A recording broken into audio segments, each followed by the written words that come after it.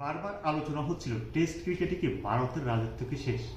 এই প্রশ্নটা আসলে উঠে আসা কিংবা এই প্রশ্নটা ওঠা খুবই স্বাভাবিক, যেখানে ভারত 12 বছর এক যুগ টানা তারা সিরিজে অপরাজিত ছিল। সেখানে গত বছর তারা নিউজিল্যান্ডের বিপক্ষে 3-0 সিরিজ হেরে বা হোয়াইট ওয়াশ হয়ে কিন্তু তারা তাদের যে গৌরব সেটা কিন্তু বিচ্যুতি ঘটে এবং ছেদ ঘটে, সেটা হয়েছিল।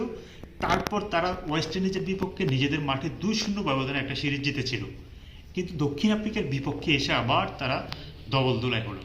এখানে আসলে ব্যাপারটা কি, ভারত নিজেদের শেষ 7 টেস্টে নিজেদের মাঠে 5টিতে হেরেছে।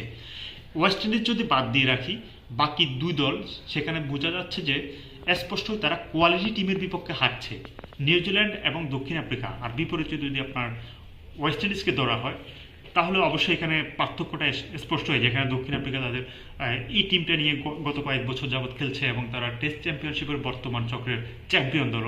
নিউজিল্যান্ডও কিন্তু দুর্দান্ত টিম, তারা দুইবার অলরেডি আমরা দেখেছি যে তারা টেস্ট চ্যাম্পিয়নশিপের ফাইনাল খেলেছে। তো সেই হিসেবে এই দুটা দল যখন তাদের মুখোমুখি হলো, ভারত কিন্তু তাদের যে দুর্বলতা সেটা কিন্তু পুরোপুরি স্পষ্ট হয়ে যায়।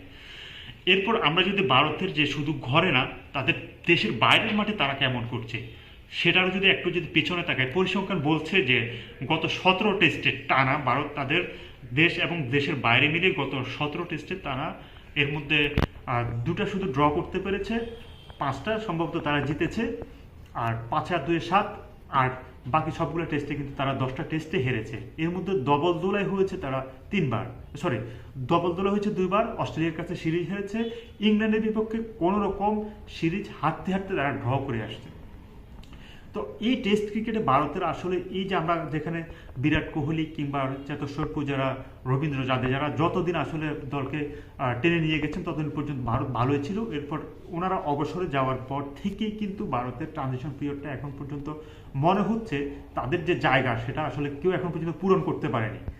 আর এখানে ভারতের যে ব্যাটিং অ্যাপ্রোচের কথা বারবার উঠে আসছে, টেস্ট ক্রিকেটটা আসলে হচ্ছে ধৈর্যের এবং তার টেম্পারমেন্টের বিষয়। আপনাকে কখন কি করতে হবে এটা সেশন বাই সেশন আসলে ম্যাচের গতি এবং দৃশ্যপট বদলে যায়।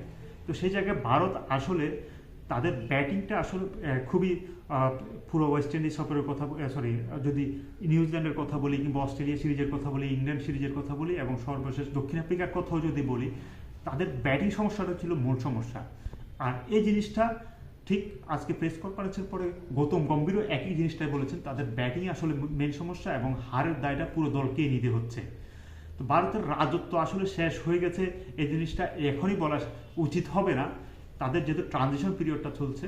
তবে টেস্ট ক্রিকেটে নিজেদেরকে আরও এগিয়ে নিতে হলে যে কোয়ালিটি মানে প্লেয়ার দরকার এবং যে ব্যাটিং দরকার, সেটা আমার কাছে মনে হচ্ছে এই মুহূর্তে ভারতীয় দল কিছুটা এই ক্ষেত্রে পিছিয়ে আছে ওরকম প্লেয়ার্স প্রডিউস করার ক্ষেত্রে। হয়তো যারা এই মুহূর্তে বাসবল ক্রিকেট খেলছেন, জয়সওয়াল কিংবা শুভমান গিল অনেক দ্রুত রান তোলেন, এই প্লেয়াররা হয়তো কিছুদিনের মধ্যে যদি আরেকটু যদি বয়সের সঙ্গে তারা পরিপক্ক হয়, এটা হয়তো বোঝার পর তারা হয়তো এটা আয়ত্ত করে নেবেন এবং ভারতের ক্রিকেট দল হয়তো সামনে আরও ভালো খেলবে, এটাই হয়তো প্রত্যাশা থাকবে সমর্থকদের।